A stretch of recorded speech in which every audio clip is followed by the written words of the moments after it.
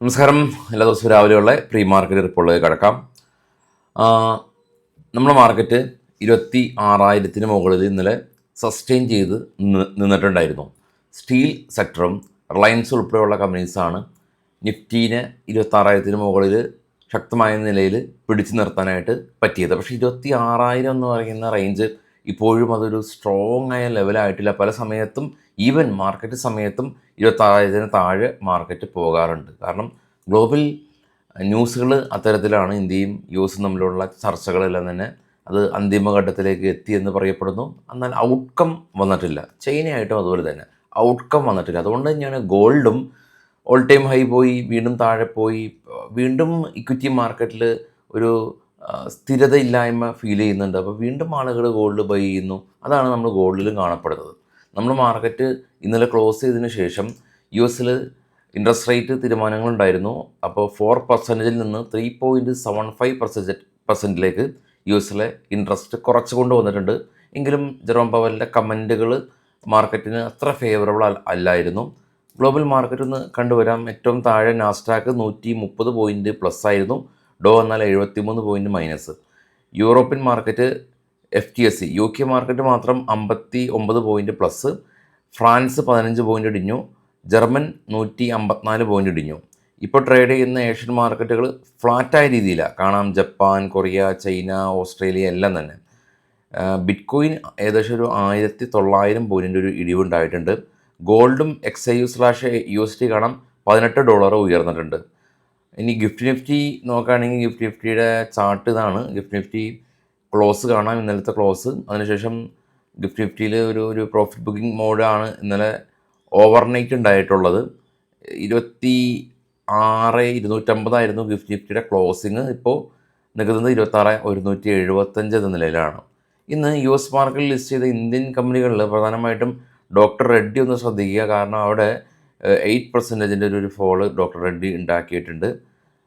ഇന്ന് കുറച്ച് ഒരുപാട് കമ്പനീസിൻ്റെ റിസൾട്ട് ഇന്ന് വരുന്നുണ്ട്. അത് ഒരുപാട് ഉള്ളതുകൊണ്ട് ഇന്ന് റീഡ് ചെയ്യാൻ പറ്റുന്നില്ല. നമുക്കത് നമ്മുടെ ടെലഗ്രാം ചാനലിൽ ഇടാം. കൂടാതെ നമ്മുടെ ഇൻസ്റ്റയിലെയും ലിങ്ക് ഫസ്റ്റ് കമൻറ്റിൽ പിൻ ചെയ്ത് വെക്കാം. ഇൻസ്റ്റയും ഫോളോ ചെയ്യുക. കാരണം 1 മിനിറ്റ് വീഡിയോസ് ഒരുപാട് അവിടെയാണ് വരാറ്.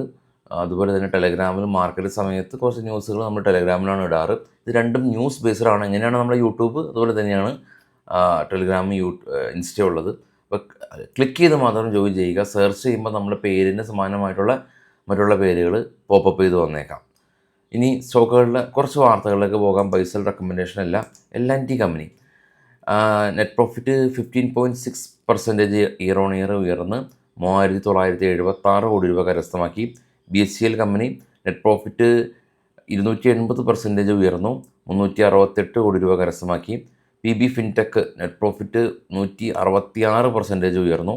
United beverage company net profit 64% year on year ഇടിവുണ്ടാക്കി. Brigade company net profit 36% year on year വർദ്ധിച്ചു. കോൺകോർ കമ്പനി ഇവർ ജവഹർലാൽ നെഹ്റു പോർട്ട് അതോറിറ്റി ആയിട്ട് ഒരു പുതിയ ബിസിനസ് കോൺട്രാക്റ്റ് സൈൻ ചെയ്തു. റെയിൽടെൽ കമ്പനി ഇവർക്ക് year on year 4.7% net profit ഉയർന്നു. VST ഇൻഡസ്ട്രീസ് കമ്പനി 47 CR നിന്ന് 59 CR പ്രോഫിറ്റ് ഉയർന്നു. മഹാനഗർ ഗ്യാസ് കമ്പനി 320 കോടി രൂപയിൽ നിന്ന് 190 കോടി രൂപയിലേക്ക് പ്രോഫിറ്റ് ഇടിഞ്ഞു. HPCL കമ്പനി 4,370 നിന്ന് 3,830 കോടി രൂപയിലേക്ക് പ്രോഫിറ്റ് കുറഞ്ഞു. സെയിൽ 897 കോടി രൂപയിൽ നിന്ന് 420 കോടി രൂപയിലേക്ക് പ്രോഫിറ്റ് കുറഞ്ഞു.